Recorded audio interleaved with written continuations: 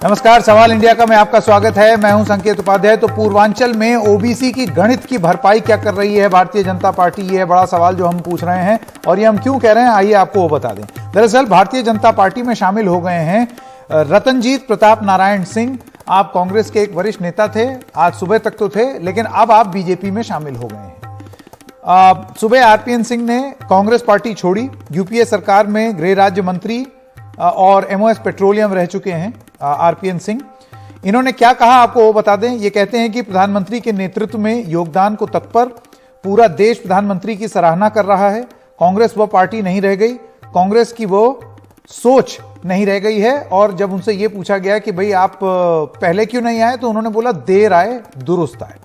अब एक बड़ी बात जो बताई जा रही है या जो गणित बिठाने की कोशिश की जा रही है वो क्या है, पश्चिम उत्तर प्रदेश में स्वामी प्रसाद मौर्य के जाने के बाद का खेल। तो क्या इस वजह से आरपीएन सिंह आए हैं भारतीय जनता पार्टी में? दरअसल पूर्वांचल में कांग्रेस का एक बड़ा चेहरा है आरपीएन। पडरौना सीट मौर्य और आरपीएन के दोनों की पसंद है। स्वामी प्रसाद मौर्य को घेरने की क्या ये तैयारी है? पडरौना छोड़ सेफ सीट की तलाश में क्या है मौर्य, ये एक बड़ी बात है।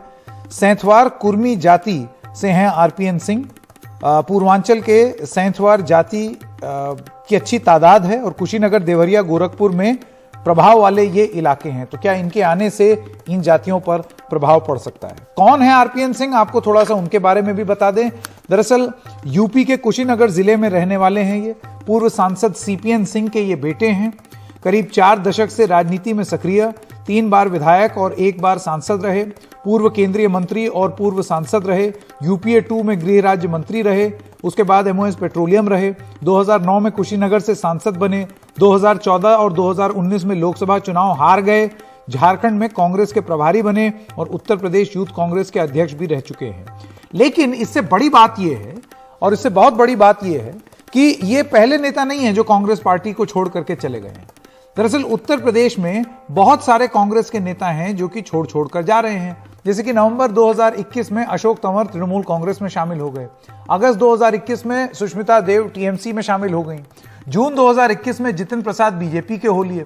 मार्च 2020 में ज्योतिरादित्य सिंधिया बीजेपी के हो लिए और उसके बाद फिर मंत्री बन गए।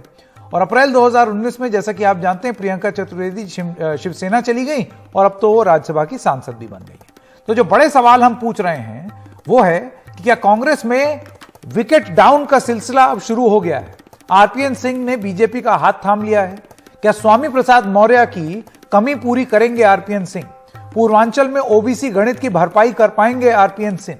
पहले सिंधिया, फिर जितिन, अब आरपीएन सिंह। राहुल और प्रियंका की कांग्रेस में क्या इनकी कोई जगह नहीं है? और क्यों नहीं? क्यों लगातार सिपाही खोती चली जा रही है कांग्रेस पार्टी? उनका एक कहना है हम नए सिपाही बना रहे हैं। तो क्या अब इनकी जरूरत नहीं है? मिशन पूर्वांचल, और यह एक जरूरी सवाल है, क्या बीजेपी का है निशाना झारखंड?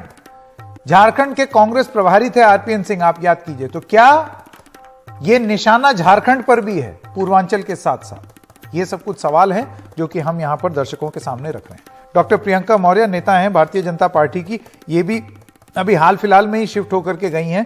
पहले कांग्रेस में थी, कांग्रेस की पोस्टर पर थी, और लेकिन अब बीजेपी में चली गई। तहसीन पूनावाला कांग्रेस समर्थक, कात्यायनी जी आप बीजेपी समर्थक हैं, विमल पाठक वरिष्ठ पत्रकार, और साधना भारती प्रवक्ता कांग्रेस पार्टी। साधना जी, मैं पहले आपसे शुरू करना चाहता हूं। देखिए, ये थोड़ा सा शर्मिंदगी की बात तो है, मानेंगे कि नहीं? एक के बाद एक वरिष्ठ नेता छोड़ के चले जा रहे हैं। देखिए, कांग्रेस पार्टी से समय समय पर लोग छोड़ के जाते रहे। हम ये नहीं कहते कि जा रहे हैं तो अच्छी बात है, लेकिन वो क्यों जा रहे हैं, उनकी कौन सी ऐसी महत्वाकांक्षाएं थी, चरम पर थी, किस कारण से गए, वो तो वो बेहतर बता पाएंगे कि वो क्यों गए। लेकिन मैं तो यही कहूंगी, देश में 2 विचारधाराएं शुरू से रही है। गांधीवादी विचारधारा है जो जोड़ने की बात करती है, समरसता की बात करती है। दूसरी विचारधारा है गॉडसेवादी विचारधारा, जो हमेशा तोड़ने की, काटने की, छाटने की, बांटने की बात करती रही है। और जो व्यक्ति गांधीवादी विचारधारा को त्याग कर गॉडसेवादी विचारधारा की तरफ जाता है, वो समरसता को छोड़कर, सद्भावना को छोड़कर काटने, बांटने, छाटने, नफरत और घृणा, द्वेष की विचारधारा का सारथी बन जाता है और समर्थक बन जाता है। लेकिन मैं ये पूछना चाहती हूं कि भारतीय जनता पार्टी को छोड़कर, ऐसे समय पर सत्तारूढ़ पार्टी को छोड़कर लोग जाते रहे हैं। ये बड़े आश्चर्य की बात है, उत्तराखंड में भी हमारी पार्टी में भारतीय जनता पार्टी को छोड़कर लोग आए हैं, कांग्रेस पार्टी में आए हैं। गोवा में भी उनके मंत्री रहे, लोबो जी आए हैं कांग्रेस पार्टी में। तो ये बड़ी आश्चर्य की बात है। लेकिन मैं ये कहूंगी कि ये जो समय है, ये तो भारतीय जनता पार्टी तो जाति और धर्म देखकर बुलाती है, वोट की राजनीति करती है। अब प्रियंका जी भी गई है, मुझे नहीं पता लड़कियों के लिए लड़ने के लिए गई है, क्योंकि अगर लड़कियों के लड़ने के लिए जाना था तो ऐसी पार्टी मिली जिसने में कि कुलदीप सेंगर जैसा बलात्कारी है, जिस बलात्कारी के लिए आज भी डटकर खड़ी रहती है भारतीय जनता पार्टी, उनके परिवार वाले खुलकर बोलते हैं। ऐसी पार्टी जो कुलदीप सेंगर के यार को, दोस्त को टिकट देती है जिला पंचायत अध्यक्ष के चुनाव में, जो उन्नाव पीड़िता की हत्या का मुख्य आरोपी रहा है। हम तो कहते हैं हमने उन्नाव पीड़िता की माता जी को टिकट दिया है, और अगर ये समर्थन करें तो बल्कि इन्हें करना चाहिए, शर्म आनी चाहिए। कुलदीप सेंगर जैसे बलात्कारी इनकी डॉक्टर मौर्य, आपका जवाब। इन्हें तो जी साधना जी, हमने सुन लिया आपकी बात। डॉक्टर मौर्य, अब मैं आपके पास आना चाहता हूं। देखिए, आप भी अभी हाल फिलहाल आई हैं, तो बीजेपी की आप नेता जरूर हैं, लेकिन शायद बीजेपी के जो अंदरूनी तरीका है काम करने का, उसको आप अभी भी शायद समझ ही रही होंगी। लेकिन इस तरीके से बड़े बड़े नेताओं का, और आरपीएन सिंह तो बहुत ही बड़े नेता हैं, कांग्रेस पार्टी के थे, अब बीजेपी में आ गए, तो ये क्या साबित करता है? क्या ये स्वामी प्रसाद मौर्य की काट ढूंढ रही है बीजेपी? देखिए, चीखने चिल्लाने से किसी सच्चाई को चेंज नहीं किया जा सकता है। अब रही बात कांग्रेस पार्टी की कि जिस तरीके से वो लगातार वहां जो लोग वहां पार्टी में हैं उनका अपमान करते रहती है, जो पार्टी में है उनकी भावनाओं का कोई मतलब नहीं है, उनके वक्तव्य का कोई मतलब नहीं है।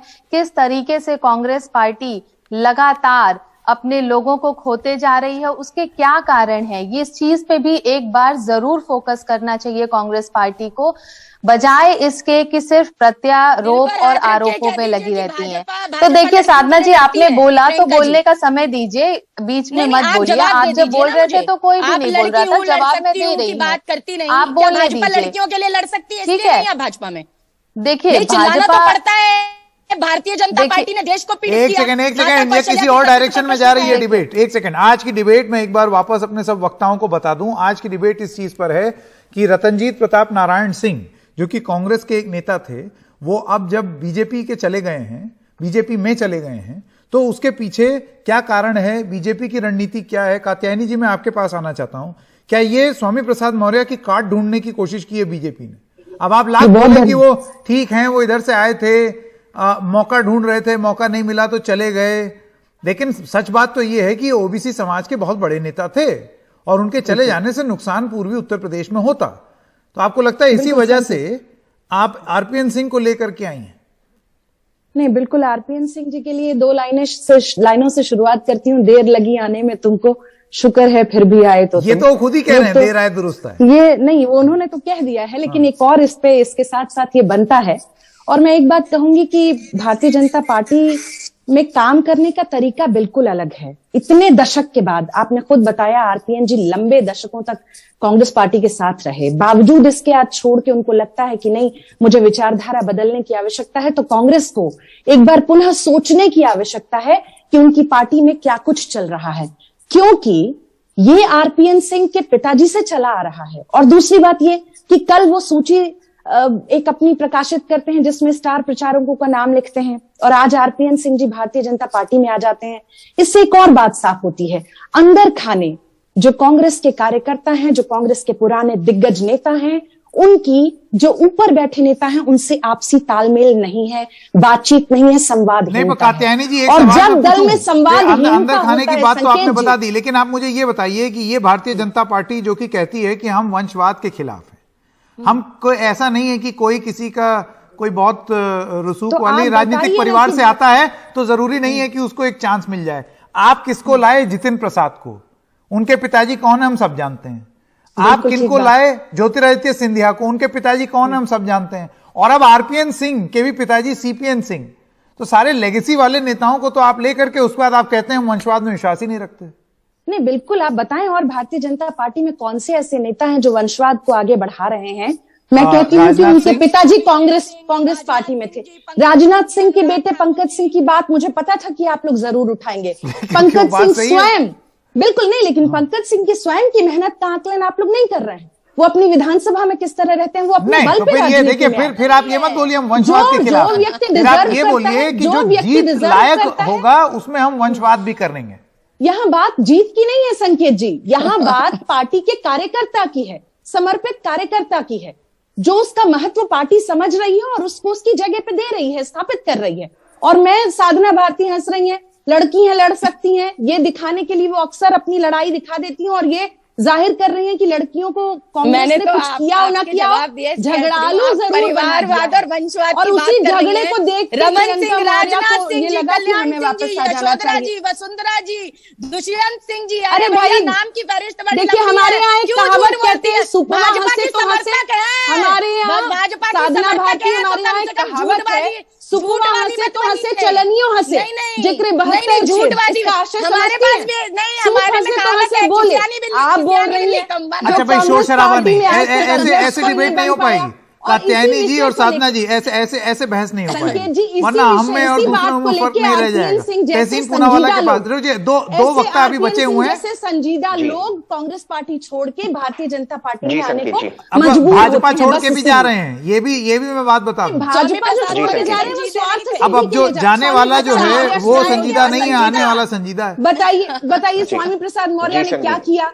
श्रम रोजगार मंत्री थे, एक भी क्यों- श्रम का क्यों सृजन मंत्री नहीं बना दिया? भारतीय क्यों जनता भाजपा पार्टी में ने- वो- 4 साल क्यों नहीं 11 बना? महीने तक नहीं, आपने बात मंत्री सुनिए। बनाए रखा अच्छा, और आप गंगा कह रहे हैं मैया उन्होंने क्या है। किया। इसीलिए नहीं, उनको आपकी रोका। पार्टी एक सेकंड आगे बढ़ जाए, आगे बढ़ जाए। तहसीन हाँ, पूनावाला, हाँ, जी, तहसीन मैं आपके जी। पास आना चाहता हूं। तहसीन, फिर से डिबेट का वो जो मेन मुद्दा है हमारी बहस का, हम उस पर आना चाहते हैं। आपको लगता है कि ये स्वामी प्रसाद मौर्य का जो डिपार्चर रहा है बीजेपी से, उसमें ये महसूस करते हुए कि भाई ओबीसी को इकट्ठा कैसे करेंगे, तो आप फिर ऐसे नेताओं को लाना चाहते हैं जो कि थोड़ा सा वर्चस्व कायम कर सके? अव्वल तो मैं आरपीएन सिंह को बहुत बहुत बधाई देना चाहता हूं, उसने एक नया रास्ता चुना है। मेरा उनसे एक विशेष लगाव था जब वो कांग्रेस में थे। खैर, अब उनका ये रास्ता उन्होंने चुना है, उनको बहुत बहुत बधाई। आपका जो मूल प्रश्न है उस पर मैं उत्तर दे दूं।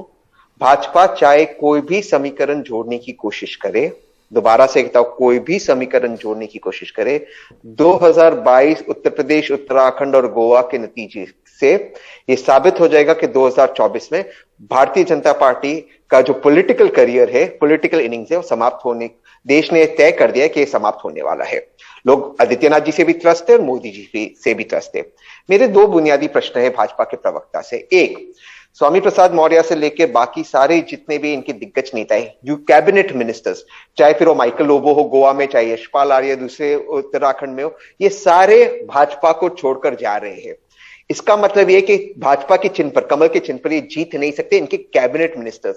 जब ये छोड़कर जाते तब भाजपा में इनको कोई दोष नहीं दिखता, लेकिन दूसरे पार्टी के जब नेता भाजपा में आते ये समझते हैं कि दूसरे पार्टी में दोष। दूसरी बात जो आपने प्रश्न उठाया उसका मैं उसकी बात करना चाहता हूं। अक्सर जब मैं एनडीटीवी पे आता हूं, सामने भाजपा के जो प्रवक्ता सामने बैठे थे, उन्होंने कांग्रेस को हमेशा ये कहा है कि कांग्रेस में वंशवाद है, परिवारवाद है। आज मेरा प्रश्न ये है उनसे कि कांग्रेस के जितने भी नेता है, चाहे ज्योतिरादित्य सिंधिया हो, जितिन प्रसाद हो, आरपीएन सिंह हो, या इनके जितने भी नेता है, हाँ, पूनम महाजन हो, राजनाथ सिंह जी के बेटे हो, दुष्यंत राजे हो, जो भी है, इनके वहां परिवारवाद है। ये परिवारवाद का को सिर्फ बढ़ावा नहीं, कात्यायनी जी कह रही थी कि जो परिवार जीत जाए वो ठीक है। आपके दर्शकों को मैं एक चीज अपने दम पे जो जीत जाए वो ठीक है।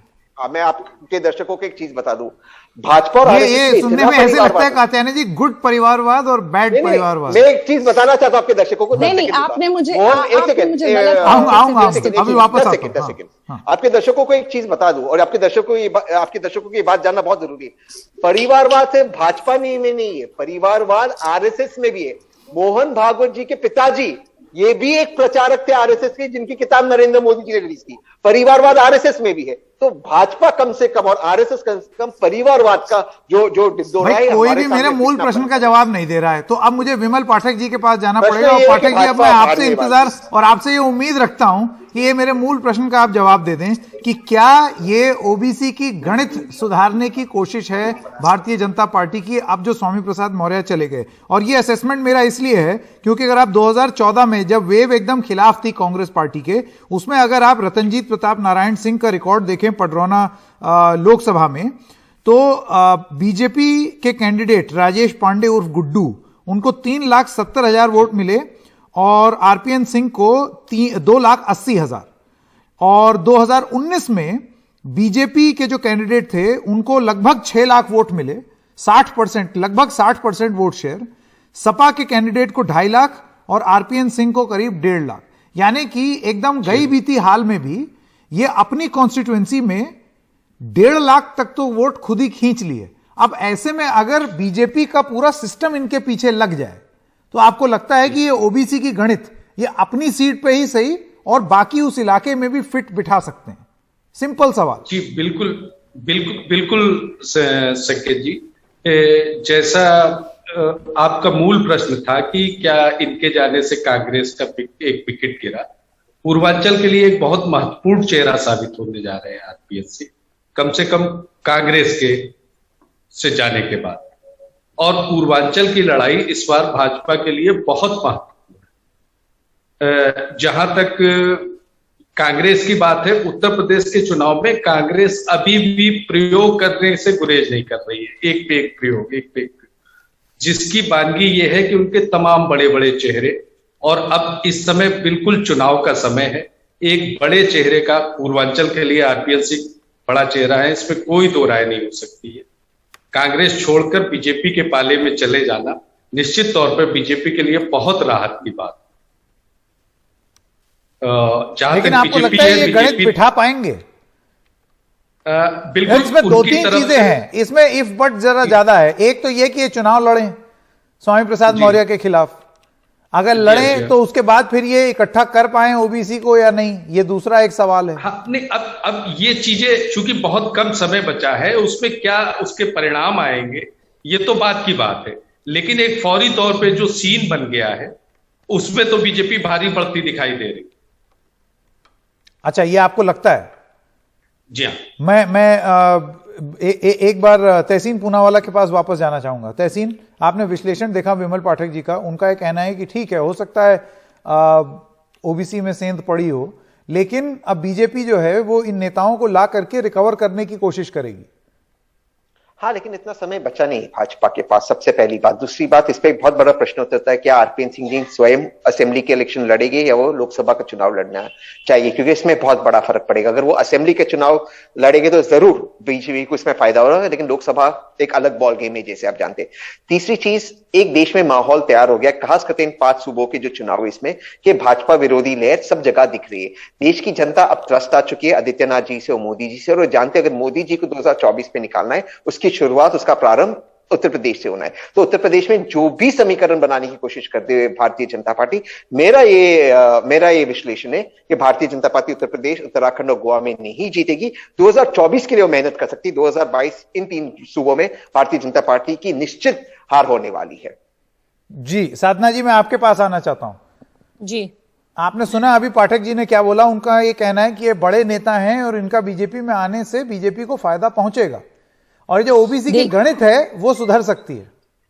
देखिए, ओबीसी को लेकर तो भारतीय जनता पार्टी हमेशा से ओबीसी पर अपना कब्जा जमाने के लिए नेताओं को लाती रही है, लेकिन उनका शोषण करने का काम किया। तभी तो आदरणीय उमा भारती जी ने पिछली बार भी, मैंने आपकी डिबेट में बताया था, उन्होंने कहा था कि भाजपा पिछड़े वर्ग के लोगों और नेताओं का उपयोग कुछ इस प्रकार करती है जिस प्रकार कोई व्यक्ति जलेबी खाने के लिए दोना और पत्तल का उपयोग करता है। आदरणीय कल्याण सिंह जी को पिछड़े वर्ग के नाम पे मुख्यमंत्री का चेहरा बनाया, पूरे 5 साल कहां मुख्यमंत्री रहने दिया। माननीय उमा भारती जी को भी कहां पूरे 5 साल मुख्यमंत्री रहने दिया। कल्याण सिंह जी को इस तरह दूध में से मक्खी की तरह निकाला गया कि उन्हें कहना पड़ गया कि मैं भाजपा को एक गहरा गड्ढा खोद के उसके अंदर गाड़ दूंगा, दफना दूंगा, सुपुर्दे खाक कर दूंगा, और उन्होंने किया भी, करके भी दिखाया। उमा भारती जी को यह तक कहना पड़ गया कि मोदी जी विकास पुरुष नहीं विनाश पुरुष हैं। तो अब ऐसे विनाश पुरुष की पार्टी में अब ये लोग जा रहे हैं, अब ओबीसी के नाम पर दोबारा से जाति और धर्म के नाम पर करने का काम करते हैं। कभी तमंचे की बात करते हैं, कभी गोली की बात करते हैं, कभी गाली की बात करते हैं। तो मैं तो यही पूछ रही हूं ना एकदम साफ साफ कि क्या आप मुद्दे की बात करो ना, कि क्या आप कुलदीप सेंगर के खिलाफ, जिनको हमने उतारा है कैंडिडेट को, उन्नाव से हमने जिनको उतारा है, क्या कुलदीप सेंगर के जो शर्मनाक कुकृत्य है उस पर शर्म करके आप निर्विरोध बनने देंगे विधायक? क्या आप अपने प्रत्याशी को वहां बिठाकर समर्थन देंगे, या अब भी आप कुलदीप सेंगर के पक्षधर बन जाएंगे? क्या मैं पूछती हूँ संजय निषाद से गठबंधन तोड़ेंगे? नहीं कहते। ये सब जाति और धर्म के गोल गोल चक्कर काटने का काम कर रहे हैं। जनता इन्हें सत्ता से सड़क पर लाने का काम करेगी। महंगाई, बेरोजगारी, महिलाओं के साथ उत्पीड़न चरम पर है, और लड़कियों लड़ शक्ति को लेकर हम आगे बढ़ते रहेंगे। कात्यायनी जी का जवाब। पूछा कि भारतीय जनता पार्टी को ओबीसी का वोट और जुड़ जाएगा, मैं पहले भी आपको कह चुकी हूं कि बीजेपी ने, जिन दलों ने ओबीसी को बस अपना वोट बैंक समझा, भारतीय जनता पार्टी ने उसका मोर्चा बनाया, मंच बनाया और उन नेताओं को सम्मानित करने का काम किया। इससे पहले की डिबेट में हम डिस्कस कर चुके हैं कि मंत्रिमंडल में करीब 23 जो चेहरे थे वो ओबीसी के थे। आरपीएन सिंह जी के आने से निश्चित तौर पर पडरौना की जो सीट है वो तो प्रभावित होगी ही होगी, और मौर्या के लिए जैसे को तैसा जैसा ये हिसाब किताब है। आप लोग बात कर रहे थे कि आए तो अच्छा हुआ, गए तो बुरा हुआ। नहीं, मैं कह रही हूं जो जैसा उसके साथ वैसा ही करना चाहिए, टेट फॉर टैट। और मोर्चा मौर्या को शिकस्त देने के लिए भारतीय जनता पार्टी का ये बहुत बड़ा दांव, ये धोबिया पाठ कहते हैं हमारे यहाँ इसको, वो एक भारतीय जनता पार्टी की तरफ से। और दूसरी बात ये कि 18% जो मतदाता हैं, 3.5 लाख करीब वोटर हैं पडरौना के, उनमें 18% करीब 76,000 के आसपास आप लगाइए आंकड़ा, तो ओबीसी मतदाता है, 18% ब्राह्मण भी हैं, वो सब मिला के भारतीय जनता पार्टी के खाते में आ रहा है। और ये सोचना चाहिए अब इसी से जुड़ा हुआ एक सवाल देखिए, ये जो ओबीसी मैं पूछ रहा था ना कात्यायनी जी, आपने पूछा जी, ये मैंने ही पूछा, लेकिन क्योंकि आपने इतने डिटेल में अब जवाब दे दिया, तो अब ये लीजिए मेरा दूसरा सवाल। तो फिर विकास की बात सारी, अगर आपका विकास मॉडल इतना सफल होता तो आपको ये ओबीसी, एससी, ब्राह्मण, क्षत्रिय ये सब करने की जरूरत ही नहीं थी। हमने बनाया ही नहीं। आप देखें ना, भारतीय जनता पार्टी ही इकलौती ऐसी पार्टी है जिसने सबको साथ लिया। आप किसी भी एक दल की बात करिए ना, किसी ने मुसलमान को साधने की कोशिश की, किसी ने पटेल को साधने की कोशिश की, किसी ने यादव को साधने की कोशिश की, किसी ने हरिजन को साधने की कोशिश की, तमाम तरह से। अच्छा, ये ओबीसी जो है ये 80 के हिस्सा है या 20 के? संकेत जी बोल लेने दीजिए, संकेत जी बोल लेने दीजिए, मुझे बोल लेने दीजिए। जब आप बात कर रहे हैं तो मैं कह रही हूँ कि भाजपा है, आपको अभी बोलूंगी तो आप सब मिलके एक होके कहने लगेंगे। जब वो घर देती है ना, तो नहीं देखती है कि वो मुसलमान है, हिंदू है, मुस्लिम है, सिख है, ईसाई है, ओबीसी है कि सैंथवाद, बस वोट चाहिए तभी देखते हैं। क्यों? ठीक है, वोट के लिए देखते हैं आप लोग। साधना जी, मैं आपसे इस विषय पे अभी बात नहीं कर रही हूँ, जो विषय हो चल रहा है नहीं, आप हमसे ही बात कर रही है। नहीं, आप और अपने दूसरी विषय बात, पर ही रखिए। अच्छा, एक एक करके प्लीज, क्योंकि आपके पास मुद्दा बस एक है, आप घूम फिर के आ जाते हैं। हमारे पास आप एकदम समरसता, बेरोजगारी, चरितार्थ कर रही हैं, चरितार्थ कर रही हैं, पेट्रोल डीजल चरितार्थ कर रही हैं। और महंगाई की मोदी मार इससे पहले भी हमने और सरकारों में भी देखा है, अभी भी देख रही हैं। आप जो बात कर रही हैं। अच्छा, लास्ट कमेंट मुझे विमल पाठक जी के पास जाना है। विमल पाठक जी, बस मैं आपसे इतना जानना चाहता हूँ, ये काम करेगा या नहीं? ये काम, अच्छा मैं वही तो बोल रहा हूं, इसमें इतना इफ बट है, इसमें हम लोग ये मान के चल रहे हैं कि उनको सीट मिली हुई है, हम ये मान के चल रहे हैं कि वो जीते पड़े हैं, हम ये मान के चल रहे हैं कि सब चीज फिट बैठ जाएगी। अगर वो लड़े ही नहीं तो नहीं, ये चीजें अभी राजनीति के में तमाम चीजें अप्रत्याशित तौर पर होती हैं। चुनाव नहीं लड़े तब भी एक पूर्वांचल के लिए, वो कैंपेनिंग के लिए फेस तो एक उनके पास होंगे ही होंगे। एक आरपीएन सिंह एक बड़ा चेहरा है, तो सिर्फ पडरौना और उसके आसपास कम से कम 2 दर्जन सीटों पे आरपीएन सिंह का प्रभाव रखते हैं, तो निश्चित तौर पे कुछ ना कुछ तो फायदा पहुंचाएंगे। अच्छा, ये बताइए, मंच पे आज योगी आदित्यनाथ नहीं दिखे, जेपी नड्डा नहीं दिखे, योगी आदित्यनाथ और अमित शाह नहीं दिखे, तो इससे क्या मायने निकाले जाएं? अब बहुत सारे लोग थे, लेकिन बहुत सारे लोग नहीं भी थे।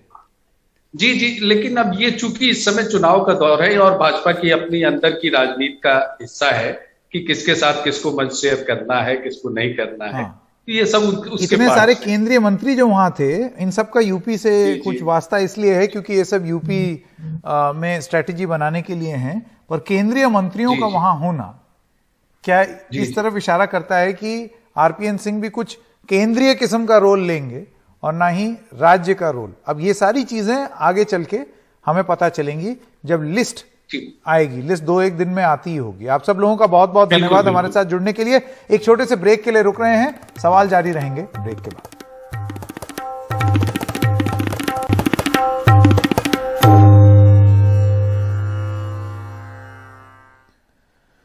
और टिकटों को लेकर भारतीय जनता पार्टी की मैराथन मीटिंग, कोर ग्रुप के बाद चुनाव समिति की बैठक चल रही है। उत्तर प्रदेश और मणिपुर की सीटों को लेकर यह बैठक है। 2 दिन में 27 घंटे से पार्टी मुख्यालय पर यह बैठकें चल रही हैं और अब आज उसमें कुछ और घंटे जोड़ लीजिए क्योंकि आज के घंटे नहीं है इसमें। यूपी के लिए एक लिस्ट जारी हो सकती है क्योंकि 403 सीटें हैं तो अभी पूरी लिस्ट हो सकता है अभी भी ना आए। मणिपुर के मुख्यमंत्री भी दिल्ली में मौजूद हैं। अब इनको चीफ मिनिस्टीरियल कैंडिडेट घोषित किया जाएगा या नहीं, यह भी अभी नहीं मालूम।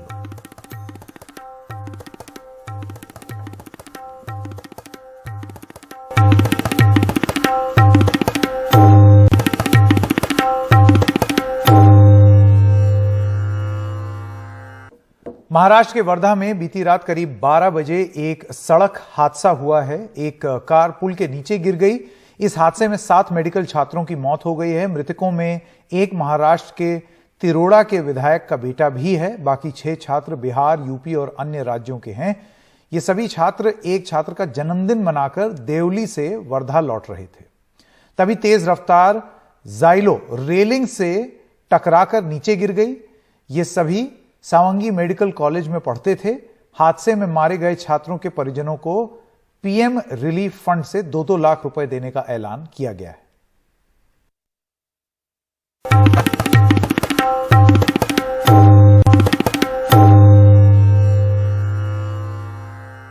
बिहार में एनटीपीसी के रिजल्ट को लेकर छात्रों में भारी गुस्सा देखने को मिला। पटना, नालंदा, आरा समेत कई इलाकों में छात्रों ने जमकर विरोध प्रदर्शन किया है। गुस्साए छात्रों ने पटना के राजेंद्र नगर टर्मिनल पर ट्रेन के सामने बैठकर प्रदर्शन किया। दरअसल आरआरबी ने एनटीपीसी सीबीटी 1 परीक्षा का रिजल्ट जारी कर दिया है। अब तक 15 क्षेत्रों के लिए रिजल्ट जारी किए गए हैं, लेकिन रिजल्ट को लेकर नाराजगी देखने को मिल रही है। आरआरबी ने 13 पदों पर भर्ती के लिए परीक्षा आयोजित की थी, जिसके रिजल्ट में बोर्ड ने कई पदों के लिए एक ही उम्मीदवार का चयन कर लिया है। ऐसे हालत में एक उम्मीदवार की वजह से 2 से 3 छात्र रेस से बाहर हो गए।